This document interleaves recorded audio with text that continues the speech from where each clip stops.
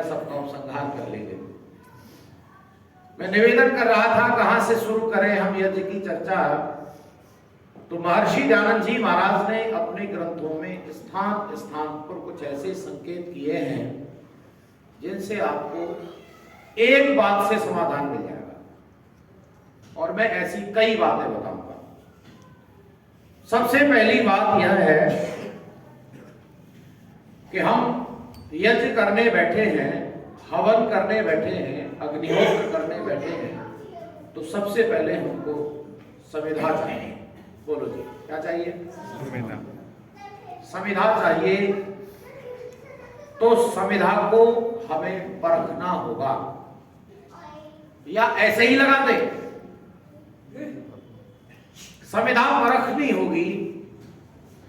एक तो कौन से वृक्ष की, कौन से पेड़ की होनी चाहिए और कैसी होनी चाहिए।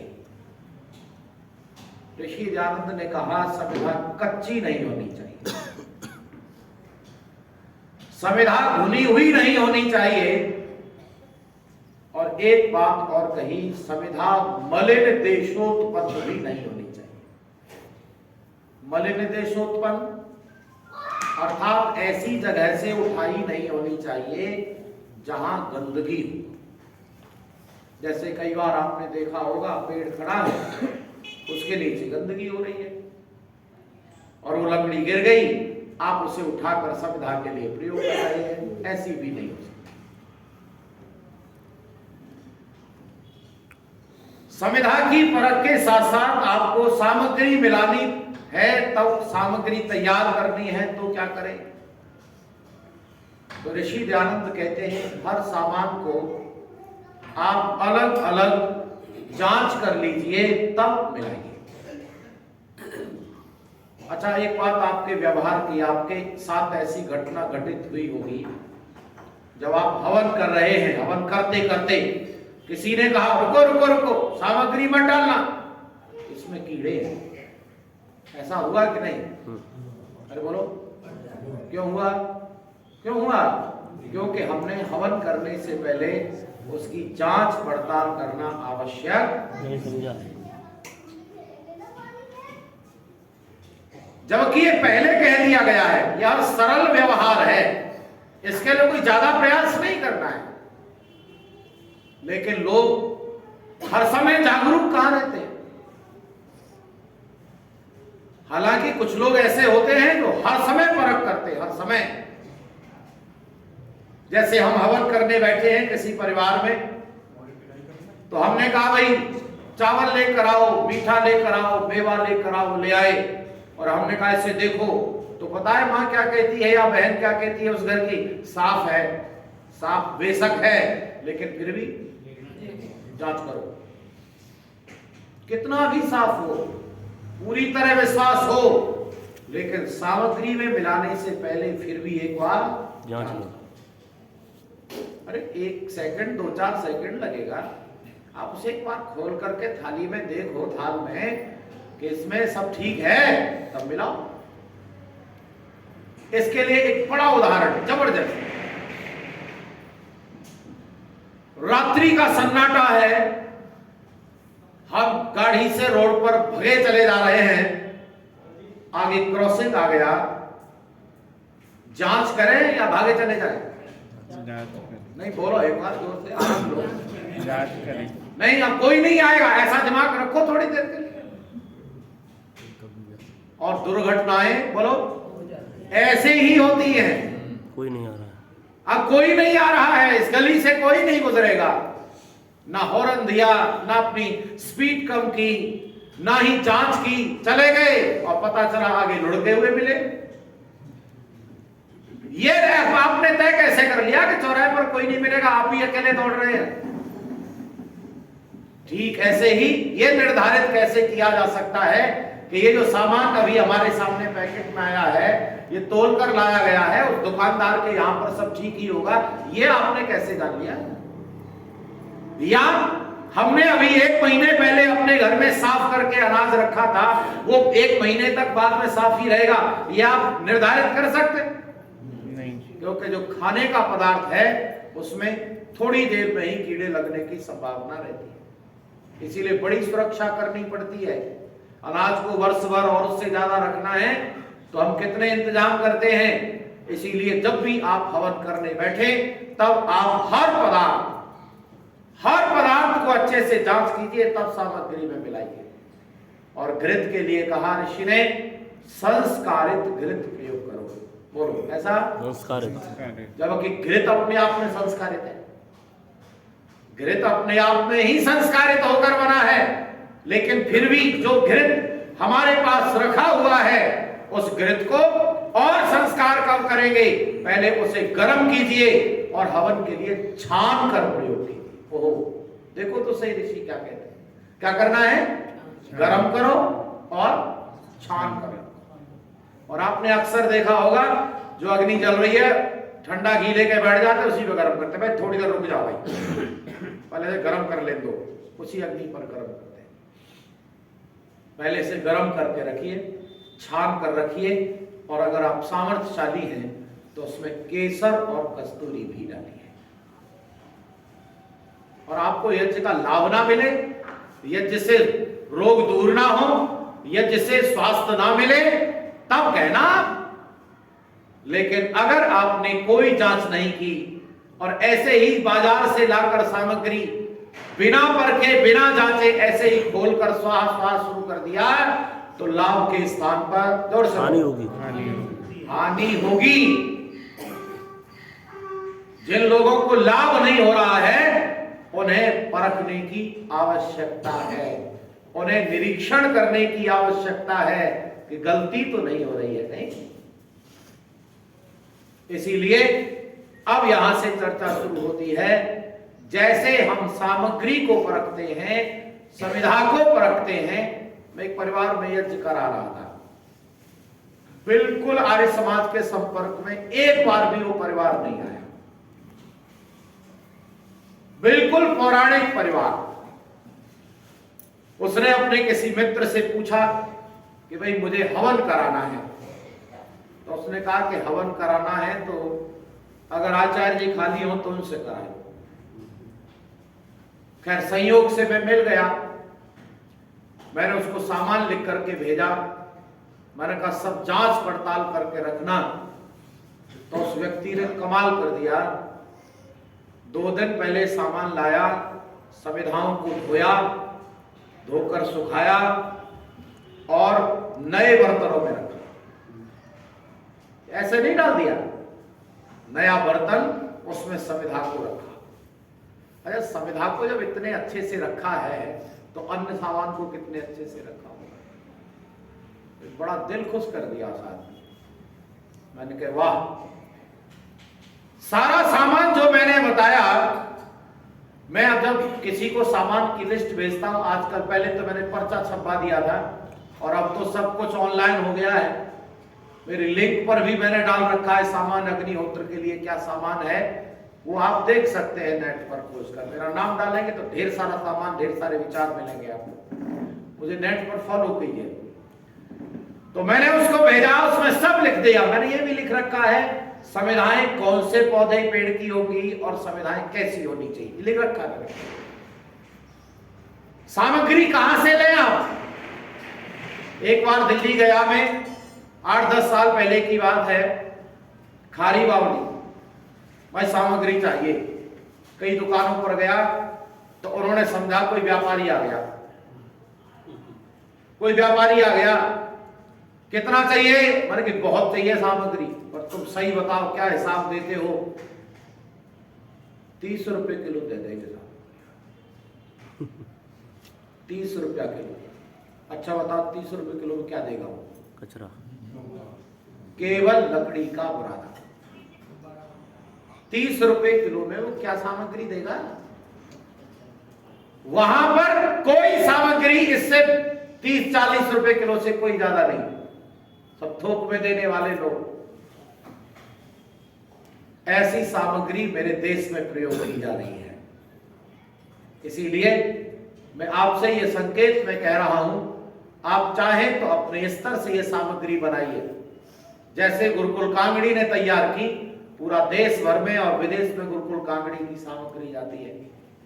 आर्य समाज के कई वैद्यों ने सामग्री तैयार की, कुछ लोगों ने क्वालिटी गिरा दी, कुछ लोग मेंटेन करके रखते हैं। अभी बाबा रामदेव ने सामग्री बनाई, रोगों की भी सामग्री बनाई है बाबा ने। MDH मसाले वाले ने भी सामग्री बनाई। और जब हम अपने यहाँ विशेष यज्ञ कराते तब हम सामग्री अपने यहाँ खुद बनाते हैं कि ये सारे के सारे पदार्थ पड़े। और जब जब आप विशेष काम करें, विशेष सामग्री बनाइए और उसका आनंद लीजिए। और जो रोज हवन करते हैं वो सावधानी बरतेंगे तो बहुत लाभ होगा। इसके लाभ बड़े ज्यादा हैं, बहुत ज्यादा है, लेकिन सामग्री की क्वालिटी अच्छी होनी चाहिए। मैं निवेदन कर रहा था, जैसे हम संविधान को परख रहे हैं वैसे ही कार्य करने से पहले स्वयं को परखो, आपको समाधान मिल जाएगा। देखो क्या कह दिया मैंने। अभी ये बात और थोड़ा दृढ़ता चाहती है और थोड़ा विस्तार चाहती है। आप संविदा दान करते हैं, क्या मंत्र पाठ करते हैं? अयंत विधु आत्मा। वहां पर ईंधन के रूप में लकड़ी नहीं है, वहां मैं स्वयं हूं। परमात्मा ये तो मेरे हाथ में लगी हुई है, ये तो इस भौतिक अग्नि के लिए समिध ईंधन है, लेकिन आपकी व्यवस्था के लिए तो मैं स्वयं ईंधन, मैं स्वयं, मेरी आत्मा आपके इस कल्याणकारी यज्ञ के लिए मैं स्वयं समिधा हूं। और ऐसा जब परख लिया जाएगा तब आपको सर्वत्र समाधान दिखाई देगा। समाधान योग्यता में है, अयोग्यता में समस्याएं हैं। जोर से बोलो हाँ या ना। अभी देखना आपके पास ज्यादा समस्या सबका निराकरण होगा और आप ढूंढ लेना पड़ेगा। हर स्थान पर, चाहे परिवार है, समाज है, संस्था है, राष्ट्र है, सब। मैं परिवार के गृहस्थ के यज्ञ से शुरू करता हूं समाधान को, देखते रहिए। ऋषि दयानंद ने समिधा मात्र से परिवार को सुधार दिया। उन्होंने कहा चूंकि उस काल में बाल विवाह होते थे, ऋषि ने कहा बाल विवाह गृहस्थ रूपी यज्ञ में कच्ची समिधा है। कैसा समाधान दिया? एक लाइन, बाल विवाह गृहस्थ रूपी यज्ञ में बोलो कच्ची समिधा है, और बुढ़े का विवाह बुनी हुई समिधा है। दोनों एक झटके में निषेध कर दिए। ना तो बच्चे का विवाह होगा और बोलो ना बुजुर्ग का विवाह। ये बुनी हुई समिधा है, इससे यज्ञ होने वाला। और जिस बालक बालिका में दुर्गुण है, दुर्व्यसन है, गंदी आदतें हैं, वह मलिन देशोत्पन्न समिधा है। ऐसे बच्चे का भी विवाह बोलो। समाधान मिला हाँ या ना? एक झटके में समाधान। लेकिन अब तो ये सोचते हैं कैसा भी हो भाई इसका विवाह होना चाहिए। विकृतियां आती हैं, समस्याएं पैदा होती हैं, लेकिन समाधान करने के लिए हमें नियम पर चलना पड़ता है। चलो कच्ची समिधा लगाकर देखो, अपने हवन में कच्ची समिधा लगा दो, हवन होगा? नहीं। आपने किया होगा, जरूर हुआ होगा, ऐसा जरूर हुआ होगा, एक नहीं अनेक बार हुआ होगा। जब यजमान को ये पता ही नहीं होगा समिधा कैसी लाए, वो कच्ची उठा लाता है। और आप लोग भी पूरा प्रयास करते, चलो आज ऐसे ही करके देखें, ज्यादा कपूर लगाएंगे, घी ज्यादा डालेंगे, अच्छा हवन ठीक होता है? नहीं। कई बार वो लकड़ी ही अपने ही झाग से, कई बार वो अब लकड़ी अपने ही झाग से, पानी निकलता है, झाग निकलता है, अग्नि को शांत कर देती है, बार बार बुझा देती है। यही हाल बच्चों का विवाह, बालक ऐसी अवस्था में विवाह करने से गृहस्थ का हालात भी ऐसा ही होता है। अच्छा घुनी हुई समिधा भी लगाई होगी कभी, लगाई नहीं होगी, लग गई होगी कभी, तो उससे अग्नि तो तेज जलेगी लेकिन दुर्गंध साथ में। कई बार कुछ लोग कहते हैं कि अब इसमें कीड़ा नहीं रह गया तो लगा दे क्या? अच्छा कीड़ा नहीं रह गया, कीड़ा की डेड बॉडी तो है उसमें।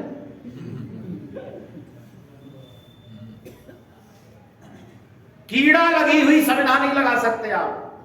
और कई बार कुछ ऐसे भी लोग देखे हमने, माने एक छिद्र दिख रहा इसमें तो होगा नहीं, लेकिन जब संविधान को फाड़ के देखा तो अंदर खोख ली, क्योंकि वो लकड़ी में घुसता जरूर एक छिद्र से है, लेकिन अंदर अंदर ही उसे पूरी लकड़ी को खत्म कर देता है। इसीलिए घुली हुई संविधान लगा दी जाएगी तो अग्नि तो तेज जलेगी लेकिन दुर्गंध आएगी। ऐसे ही अगर किसी बुजुर्ग का विवाह किसी बच्ची के साथ कर दिया जाएगा, छोटी बालिका के साथ कर दिया जाएगा, सच बताओ उस गृहस्थ रूपी है जिससे सुगंध आएगी कि दुर्गंध आएगी? दुर्गंध आएगी। अरे जोर से बोलो, आनंद लो जरा। आ रही है कि आ गई? इस देश में इसी दुर्गंध की वजह से विनाश हुआ है, इसी समस्या की वजह से। शांतनु अगर अपने योग्य बेटे का विवाह करता, स्वयं का विवाह नहीं करता तो ये समस्या बोलो नहीं होती। देखो कैसा विनाश किया है केवल इस बात ने। अरे उसका बेटा होनहार है, और ऐसा बेटा, काश पितामह उस समय पर राजा के रूप में मिले होते इस विश्व को, तो ये समस्या जैसे कहते ना सरदार वल्लभ भाई पटेल मिले होते प्रधानमंत्री के रूप में, तो देश का नक्शा बोलो कुछ और होता। अरे प्रधानमंत्री अटल में आज ये बन जाते, पटेल निश्चित रूप से अच्छा होता, लेकिन ये समस्या ही नहीं आती। कब? जब महाभारत काल में पितामह भीष्म राजा बना होता, बोलो समस्या आती कोई? अच्छा धृतराष्ट्र पैदा होता है, कमाल, धृतराष्ट्र पैदा नहीं होता तो दुर्योधन की क्या कहना। लेकिन ऐसी गलती हुई इतिहास में जिसका पता नहीं कितने लंबे समय तक भरपाई होगी, कितने लंबे समय तक, क्योंकि अभी निकट भविष्य में तो कोई समाधान, अरे बोलो, ऋषि दयानंद ने कह दिया कि ये भुनी हुई संविधान है, इसे प्रयोग मत करो, और ऐसे दुर्गुण दुर्व्यसनों से युक्त बालक बालिकाओं का विवाह नहीं होना चाहिए, क्योंकि विवाह केवल उन लोगों के लिए नहीं हो रहा है, ये समाज राष्ट्र के लिए हो रहा है और विश्व के लिए हो रहा है। जो संतान हम उत्पन्न करेंगे वो समाज के कल्याण के लिए देंगे, वो केवल और केवल शारीरिक काम वासना की तृप्ति के लिए गृहस्थ नहीं है। ये तो बहुत ऊंचा विचार है, और इस ऊंचे विचार के पास जोड़ने के लिए आपको ये ऋषि दयानंद का मिशन चल रहा है। समाधान मिला? हाँ या ना? देखते रहो, आपको हर पग पर समाधान मिलेगा, लेकिन हमें स्वयं को लगाना पड़ेगा। आओ मैं अब राष्ट्र के यज्ञ में ले चल रहा हूं आपको ऐसा लगेगा कि हमने कहां पर खा। हर व्यक्ति को आज निरीक्षण करने का अवसर मिलेगा, हर व्यक्ति को। सरदार भगत सिंह और राजगुरु दोनों ठंडी के मौसम में अंगीठी पर हाथ सेक रहे थे। चर्चा चल रही थी ये अंग्रेज जिसको पकड़ लेते बड़ी यातना देते, बड़ा कष्ट देते, बड़ी परेशानी देते। चर्चा चलती रही। राजगुरु ने वहां पर एक सन्यासी पड़ी थी पकड़, और उस पकड़ को सन्यासी के आगे वाले मुंह को अंगीठी में डाल दिया। अंगीठी में डाल दिया, वो धीरे धीरे गर्म होने लगी और सन्यासी का जो मुंह है वो लाल हो गया। राजगुरु ने उस सन्यासी को पकड़ा, अपनी कमीज के बटन खोले, उस लाल तप्त सन्यासी से अपनी छाती का मांस नोचता है। भगत सिंह कहता है क्या कर रहे हो? अरे क्या कर रहे हो? अरे क्या हो गया है तुम्हें? राजगुरु कहता है भगत सिंह, मैं ये देख रहा था कि अंग्रेज मुझे इतनी यातना तो नहीं देगा, और अगर अंग्रेजों ने मुझे इतनी भी यातना दी तो मैं उफ या आह तो नहीं करूंगा। और सुनो, अगर मैंने अंग्रेजों के इतनी यातना देने पर उफ या आह कर दिया तो मैं राष्ट्र की यज्ञ में आहुति लगाने के लायक संविधान नहीं हुआ हूं।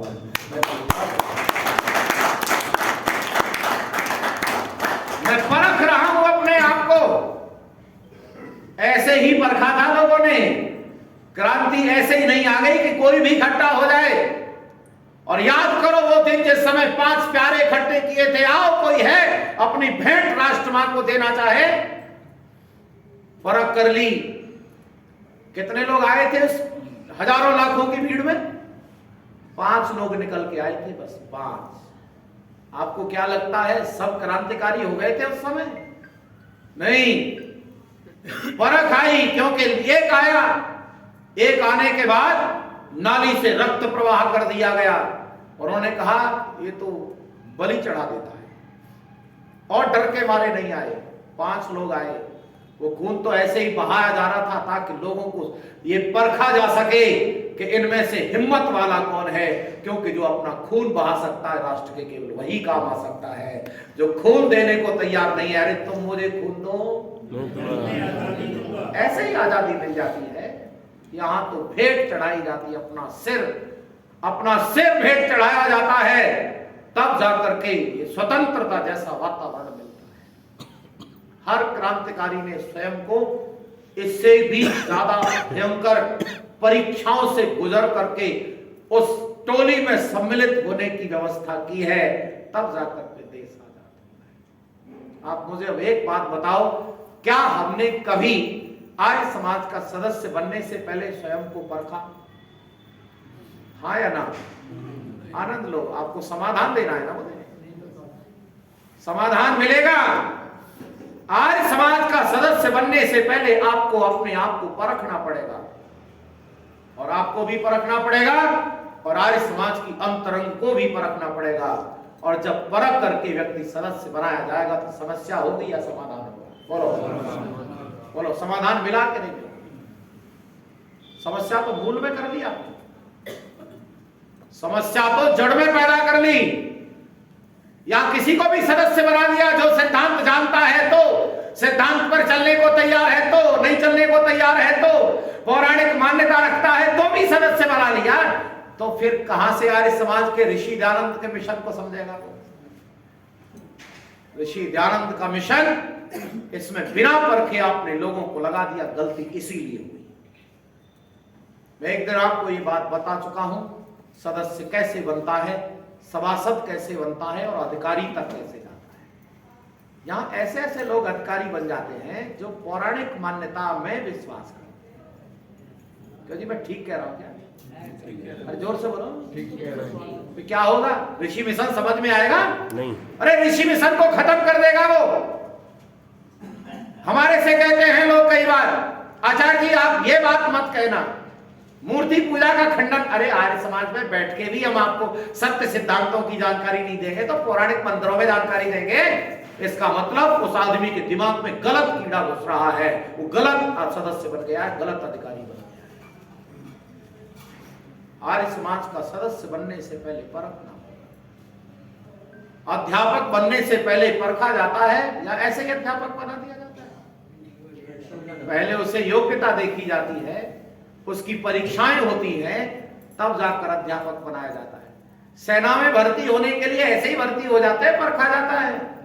शारीरिक दक्षता उसकी परखी जाती है, मानसिक योग्यता परखी जाती है, और परखने के बाद उसे ट्रेनिंग दी जाती है। क्यों जी, इस मिशन में भी ऐसा कुछ चल रहा है या ऐसे ही धक्का प्लेट हो गया है? ऐसे ही चल रहा है। जोर से बोलो, ऐसे ही चल रहा है। हमने ना तो यहाँ पर किसी की उसकी शारीरिक योग्यता, मानसिक योग्यता तो छोड़ो, उसकी विचारधारा को परखने की भी हिम्मत नहीं जुटाई। ज्यादा पैसे वाला है, सब बहुत पैसे देगा, आर्य समाज को सदस्य बना देगा। ये हमारे रिश्तेदार है साहब, इन्हें सदस्य बना देना। प्रधान जी बोले हाँ ठीक है बना देंगे, तो बना दिया सब, और पता चला कि नाक में दम कर दिया उसने सबके। ये संस्था व्यक्तिगत लाभ के लिए नहीं है, विश्व कल्याण के लिए है। इसीलिए इसमें वही व्यक्ति सम्मिलित होता है जो क्रांतिकारियों की टोली में सम्मिलित होना चाहता है। आओ परखो, आप परख करके जहां भी आपको काम करना है, किसी संस्था, चाहे गृहस्थ है, परिवार है, समाज है, कोई भी स्थान है, अपने आप को परखो, जैसे जिस योग्यता है वैसा उसको काम दो, तब जाकर के। अच्छा चलो मुझे आप बताएंगे, आप मुख्यमंत्री का दावेदार कौन होता है? मुख्यमंत्री का दावेदार कौन होता है? आपने देखा होगा मीडिया वाले कहते हैं ये 4-5 लोग मुख्यमंत्री पद के दावेदार हैं। उनको कैसे पता चला ये दावेदार है? सुनो मैं आपको बताता हूं, है जी, उनकी योग्यता देखी जाती है, योग्यता के अनुसार बहुत सुंदर, कार्यशैली है, बहुत सुंदर। सुनो, डेडिकेशन। पहली बार में विधायक बन जाए उससे ना तो मंत्री बनाया जाता है, मुख्यमंत्री तो बहुत दूर की बात है। दूसरी तीसरी बार विधायक बनता है तब उसे मंत्रालय दिया जाता है, और जब तक 1-2 बार मंत्री नहीं बन गया वह मुख्यमंत्री बनने की योग्यता नहीं है। आप नए किसी आदमी को बिठा दो 70 गलती करेगा, चाहे खट्टर को करो बिठा दो। खट्टर ने खटारा बना दिया, नहीं, मैं राजनीतिक बात तो कर ही नहीं रहा हूं, मैं कोई राजनीतिक बात नहीं कर रहा हूं, मैं तो आपको केवल अपने विषय से संबंधित चर्चा कर रहा हूं। गलत लगे तो मुझे पकड़ो, किसी को भी ले लो, चाहे वह कितना भी बेहतर बढ़िया आदमी, अलग बात है, और मैनेजमेंट अलग बात है। किसी व्यक्ति के केवल अच्छे होने से किसी पद की योग्यता नहीं आ जाती। क्या मैं ठीक कह रहा हूं?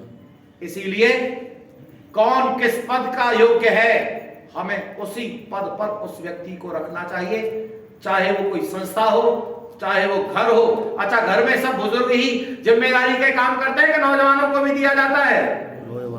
नहीं, कई बार कोई बुजुर्ग कहते नहीं हम ही करेंगे, जो काम को बिगाड़ लो तो कर लो। कुछ लोग बड़े समझदार होते हैं, वो अपने योग्य बच्चों को जिम्मेदारी देते हैं कि बेटा ये बेटा करेगा, साहब आपसे बातचीत हमारा ही बेटा करेगा। लेकिन कुछ लोग ऐसे होते हैं जिन्हें ऐसा लगता है कि हमें हमारी बेइज्जती हो जाएगी अगर हमने अपने स्थान पर किसी को बिठा दिया तो। नहीं बंधुओं, तपस्या थोड़ी बढ़ानी पड़ेगी। मैंने अभी आपको केवल एक बात बताई है कि हमें स्वयं को परखना होगा, और परख करके हमें जिस स्थान पर पुर्जे की तरह, हर व्यक्ति का अपना अस्तित्व है, अपनी योग्यता है, और उस योग्यता के आधार पर उसे स्थान मिलना चाहिए। आपके हाथों में घड़ी बंधी हुई है, इस घड़ी में कितने छोटे छोटे पुर्जे हैं, इतने छोटे हैं कि घड़ी साज को कभी देखा हो तो उत्तल लेंस लेकर के लगाता है जी। क्या लेता है वो? उत्तल लेंस लेता है, जिससे बड़ा बड़ा दिखाई दे, आंख में लगा कर रखता है। उसकी स्टाइल देखी होगी कभी आपने, कभी जाके देखना। हर पुर्जे का अस्तित्व है, हाँ या ना? हर पुर्जे का नाम है, हाँ या ना? हर पुर्जे, वो अलग चीज है, हमें नहीं पता। इसमें एक कोई पुर्जा खराब हो गया तो आप ये नहीं बता सकते कौन सा पुर्जा खराब हो गया है, लेकिन वो घड़ी साज आपको भेजेगा या स्वयं लाएगा, भाई ये वाला पुर्जा दे देना, माना उसी स्पेशल उसी का नाम लेगा। उसकी अपनी योग्यता है, उसकी अपनी फिटिंग है, वो कहां फिट होने वाला है। अब अगला बिंदु चलते हैं हम। हमारे पास घी है, सामग्री है, सुविधाएं हैं, सब सामान है, लेकिन वह यज्ञ कब होगा? जब यजमान, बोलो कौन होगा? क्योंकि यज्ञ तो यजमान ही करेगा। सामान अपने आप को जोड़ करके यज्ञ हो नहीं जाएगा, इसीलिए यहां से यजमान की जरूरत पड़ेगी। आप सब यजमान बनो। कौन होता है यजमान? यजमान वह होता है जो आरंभ में यज्ञ करने का संकल्प लेता है। मैं संकल्प लेता हूं कि मैं अब ये यज्ञ करने बैठा हूं, और यज्ञ करना शुरू कर दिया तो क्या बीच में चला जाएगा? पूर्णाहुति करके जाएगा। ये जो यज्ञ का यजमान बनने का व्यावहारिक रूप क्या है? हम तो बस यजमान, यज्ञ के हवन के यजमान बनने तक सीमित रहते हैं, उसके आगे यजमान बनते नहीं। आओ मैं आपको कुछ यजमानों के दर्शन कराता हूं। एक यजमान एक गुरु के पीछे पीछे जा रहा है। उसने देखा कि जंगल के रास्ते में कुछ हड्डियां मनुष्य की पड़ी हुई हैं, साबुत हड्डियां, और उस काल में मनुष्य की साबुत हड्डी मिलना असंभव, क्योंकि अंत्येष्टि ही एक विधि थी। मृत्यु के बाद अंत्येष्टि होनी अनिवार्य है, और अंत्येष्टि के बाद साबुत हड्डी बचती नहीं, बहुत छोटी छोटी जलने के बाद जो रह जाती वो बचती बस। तो उसने आश्चर्यचकित होकर पूछा, गुरुदेव ये क्या है? ये तो मनुष्यों की हड्डियां हैं। तो गुरुदेव कहते हैं ये जंगल में राक्षस आ गए हैं। ऋषि मुनि महात्मा जो तपस्वी लोग होते हैं उन्हें मार देते हैं, जंगली पशु उनके शेष मांस को खा जाते हैं, हड्डियां रह जाती। ओहो, उस काल में उस यजमान को ऐसा लगा कि ये इतना बड़ा अत्याचार कैसे हो सकता है। तो उसने संकल्प लिया, निश्चरहीन करो वहीं भुज उठाए प्रण की। निश्चर निशाचर राक्षस, राक्षस से हीन धरती को कर दूंगा, एक भी राक्षस नहीं रहने दूंगा। निश्चरहीन करो वहीं भुज उठाए प्रण कीन, और सकल मुनिन के आश्रमा जाए जाए सुख दी। अच्छा, कौन है ये यजमान? भगवान राम, मर्यादा पुरुषोत्तम श्री राम। उन्होंने यज्ञ शुरू कर दिया। अच्छा, रावण को मार के पूरा यज्ञ कर दिया कि नहीं कर दिया? आज ऐसे यजमान बनने की जरूरत है, आया ना? लेकिन हमारे मन में वो यज्ञ आ ही नहीं रहा है। हमारे मन में अभी वो समझ नहीं आ रहा है कि वो भी एक यज्ञ है। राक्षसों का नाश करना, समाज को बुराइयों से झंझटों से मुक्ति दिलाना भी यज्ञ है। ये समझ में बोलो, हम तो बस इस यज्ञ के यजमान बन जाते हैं और इस पर कई बार लड़ने भी लगते हैं। उस यज्ञ को भी कभी कभी शुरू करो, समाधान मिल जाएगा। ऐसी संस्थाओं को सहयोग करो, ऐसे कुछ कार्य तैयार करो जिसमें विश्व का कल्याण हो। हम कुछ ऐसी एक योजना बना रहे हैं और मैं अपने प्रवचनों में ये बात कह रहा हूं, एक दिन और कही, आज मैं थोड़ा और अच्छे से कहता हूं। आप में से जो लोग ऐसा अनुभव करें कि हम थोड़ा वक्त निकाल सकते हैं तो वो अपनी तैयारी करें और समाज प्रचार में आगे निकलें। मैं उनकी पूरी सहायता करने को तैयार हूं, लेकिन उन्हें अपने आप को तैयार करना पड़ेगा। वो किसी से शिकायत नहीं करेंगे, वो किसी से गिला शिकवा नहीं रखेंगे कि जी वो काम नहीं कर रहा है, वो संस्था काम नहीं कर रही है, और किसी संस्था का फालतू में विवाद या विरोध नहीं करेंगे। केवल वही लोग इस मिशन में काम आ सकते हैं, ऋषि ज्ञान के मिशन। वो कैसे करेंगे, क्या करना है, उसके लिए मेरे से बात करें। तैयारी कैसे करनी है, उस व्यक्ति को स्वयं पंडित लेखराम की तरह बावला बनना पड़ेगा। इतना दीवानापन आना पड़ेगा कि 5 आगे नियम लिखा लिए कुर्ते में और 5 ऐसा दीवानापन अगर कोई अपने आप में ऋषि के मिशन के तेरे लगा सकता है तो वो आगे आ सकता है, मेरे से बात कर सकता है। आराम से बैठ के बात करें, क्योंकि जल्दबाजी में कोई काम नहीं करना है, उतावलेपन से कोई काम नहीं होगा। जो लोग ऐसा समझते हैं 2-4 साल में ही हम धरती पलट देंगे, वो ऋषि मिशन को नहीं जानते। इसमें पीढ़ियां लगेंगी, पीढ़ियां। और संभव है कल मैं ऋषि मिशन के बारे में थोड़ा विस्तार से बताना चाहूंगा। एक यजमान यज्ञ कर रहा है, शुरू किया है यज्ञ। एक हाथ में मेवाड़ की मिट्टी और एक हाथ अपने बच्चे के सिर पर रखता है और कहता है, जब तक मेरा राज्य स्वतंत्र नहीं हो जाएगा, सारे लोगों को सुख नहीं मिल जाएगा, तब तक मैं घराने का वो सोने चांदी के बर्तनों में भोजन नहीं करूंगा, पलंग पर नहीं सोऊंगा, चाहे जंगलों में रहना पड़े, मैं इस यज्ञ को पूरा करके हटूंगा। कौन है ये? महाराणा प्रताप। महाराणा प्रताप, जिसका नाम आता है ना तो गर्व से सिर ऊंचा हो जाता है। सारे विश्व भर में भारत के ऐसे कुछ लोग हैं महाराणा प्रताप जैसे, सारे संसार के लोग जिनके सामने नतमस्तक होते हैं, ऐसे जिन्होंने यज्ञ शुरू कर दिया एक बार। लेकिन कई बार महाराणा प्रताप जैसे महान योद्धा, महाबलवान, महान नीतिवान के सामने भी कई बार बाधाएं आती हैं, आई, लेकिन उन बाधाओं को भी ठीक करना, संभालने का कार्य उनके कौन कौन सहयोगी करते हैं, ये जरा देखो। आपको अंदाजा लगेगा कि यजमान यज्ञ कर रहा हो तो हमारा भी कुछ रोल होता है कि हम उसकी सहायता। एक दिन जब बच्चों को देखा कि घास की रोटी खानी पड़ रही है, और वो भी पिलाने के बाद बच्चे भूखे हैं। अरे बच्चे क्या, बड़ा आदमी को जब भूख लगती है तब देखो कितना बुरा हाल होता है, तब उसे कुछ सूझता है क्या? और बच्चों के हालात माँ बाप के सामने खराब हो जाए तब वो कोई भी हद तक जाने को तैयार हो जाता है। ऐसा महान योद्धा आज थोड़ा हिल गया है, हिल गया, संधि प्रस्ताव लिखने को तैयार हो गया, पत्र लिखने बैठा है। बेटी आई, बेटी ने पूछा, रे पिता क्या कर रहे हो? बेटी तुम्हारा दुख देखा नहीं जाता, इसीलिए संधि लिख रहा हूं।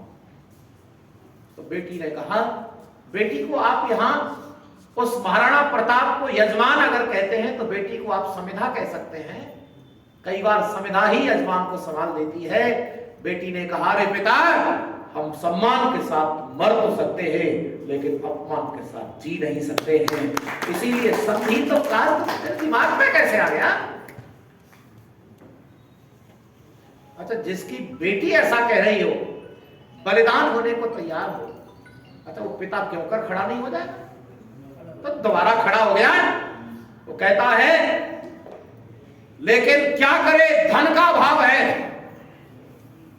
पीछे से एक व्यक्ति दौड़ा चला आ रहा है और कह रहा है, रे नीले घोड़े पर जाने वाले, जरा मेरी भी सुनते जाना, अरे मेरी भी सुनते जाना, मुझे पता चल रहा है तेरे यज्ञ में कहीं परेशानी आ रही है। कमाल है, उसने खजाने खोल दिए, चाहे तुझे सेना को वेतन देना हो, चाहे उनको भोजन कराना हो, चाहे हथियारों की व्यवस्था करनी हो। अरे हमारा धन तो सुरक्षित जब रहेगा जब राष्ट्र सुरक्षित रहेगा, अरे राष्ट्र ही सुरक्षित नहीं रहेगा तो हम कहां रहेंगे? लेकिन अभी भामा साहब को तो ये बात समझ में आ गई, लेकिन मेरे देश के लोगों को ये बात समझ में नहीं गई, मेरे देश के लोगों को समझ में नहीं आया। जब यहां पर ऐसे ऐसे स्थान अनेक हो जाएंगे जहां से पलायन करना पड़ेगा, जहां पर अपनी कोठियां छोड़नी पड़ेगी, जहां पर ऐसे माहौल खराब हो जाएंगे, जहां सांस लेना दूभर हो जाएगा, उस दिन मैं आपको बताता हूं पश्चाताप के सिवाय कुछ नहीं। हमारी आंखों से देख लो, ये होने वाला है। हमारी आंखों से देख लो, चारों तरफ आग लगी हुई नजर आएगी, चारों तरफ। मैं आपको कल का भविष्य बता सकता हूं यहां बैठे बैठे। 10 साल बाद क्या होगा, 20 साल बाद, 50 साल बाद क्या होगा, क्योंकि जो कारण जानता है, कारण की गहराई जानता, उसके द्वारा होने वाले कार्यों को जान लेता है। संसार को आप विश्वगुरु बनाना चाहते हो, कारण कर रखे हैं किस पतन के, और विश्वगुरु बन जाएगा भारत। भारत विश्वगुरु नहीं बनेगा, अभी तो बहुत समस्याएं आएंगी। और मैं हताशा की बात नहीं कर रहा हूं, और मैं ना कोई कमजोरी की बात कर रहा हूं, मैं तो ऋषि दयानंद की उस व्यवस्था से जुड़ा हुआ हूं जहां तक अगर अकेला एक व्यक्ति भी रहेगा, दयानंद का सिपाही काम करता रहेगा। मैं तो उस मिजाज का आदमी हूं। लेकिन चूंकि भविष्य साफ साफ दिखाई दे रहा है, चूंकि भविष्य साफ साफ दिखाई दे रहा है, इसीलिए मैं आगाह कर रहा हूं कि हमें भी भामा साहब की तरह अपने कुछ एक हिस्से को, धन को ऐसी संस्था के साथ जोड़ो। और मैं आर्य समाज के लोगों से कहता हूं, आपके पास सामर्थ्यशाली संस्था आपके पास है, आप बढ़िया चला रहे हैं, अरे कुछ ऐसी योजना बनाओ जिससे राष्ट्र के कल्याण के लिए कुछ ज्यादा काम किया जा सके। तैयार करो कुछ प्रचारक। अच्छा, बहुत अच्छा, सुंदर भवन है, बढ़िया व्यवस्था है, आप बहुत अच्छा चला रहे हैं, सारे लोग बहुत अच्छे हैं, मैं धन्यवाद करता हूं आपका कि आप बहुत अच्छे से चला रहे और चला सकते हैं। अरे कुछ प्रचारक चलाओ, अरे कुछ गांवों को गोद लो, गांव गांव जाकर के प्रचार करो, क्योंकि आपकी प्रचार की जो गति है वो बहुत धीमी है। अरे इससे ज्यादा स्पीड बढ़ानी पड़ेगी, क्योंकि काम बहुत ज्यादा है और समय हमारे पास बहुत कम है। मेरी बात पहुंच रही है आप तक? हालात बहुत भयानक होने वाले हैं, मैं बिल्कुल साफ साफ बता रहा हूं आपको। इसीलिए यजमान बनो, और एक यजमान भी कितना काम कर सकता है ये अंदाजा लगाओ अगले यजमान को आपके सामने रखा हो। और ऐसे एक एक कितने यजमान हैं? एक यजमान ऐसा जिसके बचपन में दोनों माता पिता चले गए हों राजा के अत्याचार के कारण, वो राजा है जिसे धनानंद कहते हैं। ऐसा मगध का राजा जिसके सामने सबसे बड़ी चुनौती है। पिता का नाम था चणक, इसीलिए बेटे का नाम पड़ गया चाणक्य। नीति उसकी थी बड़ी, लोगों को टेढ़ी लगने वाली, इसीलिए उसका नाम पड़ गया कौटिल्य। उसका मूल नाम है विष्णुगुप्त। विष्णुगुप्त वात्सायन। यह चाणक्य जैसे आप कहते हैं, यह एक अपने बचपन की बात है। इनके पिता चणक थे, उन्हें अनुभव हुआ कि राजा गलत है, तो उन्होंने प्रचार करना शुरू कर दिया। वो आचार्य थे, गुरुकुल के आचार्य थे, और आचार्य का सम्मान था उस समय पर। घूम घूम कर प्रचार कर रहे। राजा को पता चला तो ये तेरी सत्ता को हिला देगा, ये तेरी सत्ता को हिला देगा। उसे जेल में डाल दिया, चणक को जेल में डाल दिया। उसने जेल में रहकर, कारागार में रह करके अनशन कर दिया, अन्न खाना बंद कर दिया, और वो वहीं मर गया, शहीद हो गया। चाणक्य का पिता बलिदान हो गया राष्ट्र के लिए।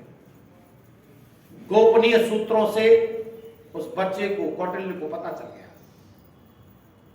और राजा ने उस परिवार को सहयोग देना या औरों से भी सहयोग देने के लिए मना कर दिया। कोई देगा तो राष्ट्रद्रोह का मुकदमा लगेगा, मारा जाएगा। मां अभाव में मर गई। मगध से चल करके वो बालक तक्षशिला पहुंचता है। आप मगध जानते हैं कहां पर है? जो बिहार में पड़ता है, और तक्षशिला पाकिस्तान में पड़ता है। वहां से उसने यात्रा की और इतना विद्वान बना कि तक्षशिला विश्वविद्यालय का परम आचार्य बना। और वहां से चूंकि वो संकल्प लेकर चला था कि मैं इसका नाश कर दूंगा। आपने वो घटना तो सुनी होगी कि चोटी को खोल करके घोषणा कर दी थी कि मैं तेरा नाश नहीं कर दूंगा जब तक चोटी को बांधने वाला नहीं। उसी ने कहा था शिक्षक साधारण नहीं होता है। अरे वो तो जो चाहे सो निर्माण करता है। महानंद का नाश कर अपने शिष्य को वहां पर बिठा करके अपना यज्ञ पूरा कर दिया और वहां आया। अपने ब्रह्मचारी को बिठा दिया, और वो ब्रह्मचारी भी किसी राजा के घर से नहीं था। एक सामान्य परिवार से उठा करके उसकी प्रतिभा को देखा, बस उसे चढ़ा दिया और तैयार करके बिठा दिया। लंबे समय तक कार्य किया उसकी परंपरा। आओ मैं बस एक यजमान और बना दिखाता हूं आपको, जिस यजमान की वजह से आज ये यज्ञ हो रहा है। उस यजमान का नाम है महर्षि दयानंद, जिन्होंने अपने गुरु के सामने अपने आप को यजमान घोषित कर दिया और कह दिया मैं विश्व कल्याण के लिए मैं अपना सारा जीवन आपके सामने दान दे रहा हूं। ऐसे यजमान की वजह से आज हम यज्ञ कर रहे हैं। आज ये संसार में तनिक भी जहां सुधार है, ध्यान देना, तनिक भी मानवता है। इस देश में जहां कहीं भी जितना सुधार सुख है, उसके पीछे केवल और केवल उसी में आनंद है। केवल और केवल संसार में इतनी व्यवस्था देने वाला कोई और नहीं है। समय पूरा हो चुका है। मैं बस इतने निवेदन के साथ, चर्चा भी बहुत बाकी है, लेकिन अब कल का विषय कल रहेगा। क्या रहेगा? माहौल जैसा होगा हम चाहेंगे एक सारांश के रूप में कल चर्चा करें। आपने मुझे तच्चित होकर के लगातार कई दिन सुना है। मैं बस एक निवेदन के साथ वाणी को विराम करता हूं। आप अपने आप को सहजता से यज्ञ के साथ जोड़ लीजिए। दिनचर्या में यज्ञ को सम्मिलित कर लीजिए। दिनचर्या में ईश्वर आराधना को जोड़ लीजिए। दिनचर्या में माता पिता की सेवा को जोड़ लीजिए और स्वाध्याय करना शुरू कर दीजिए। और जो लोग स्वाध्याय निरंतर करेंगे, आप मुझे जहां आवश्यक लगे कोई जानकारी लेने के लिए कभी भी मेरे से बात कर सकते हैं, मुझसे संपर्क कर सकते हैं। मैं आपका अपना व्यक्ति हूं। राष्ट्र के लिए आप जहां चाहेंगे वहां मैं उपस्थित मिलूंगा। आप सभी का बहुत बहुत धन्यवाद।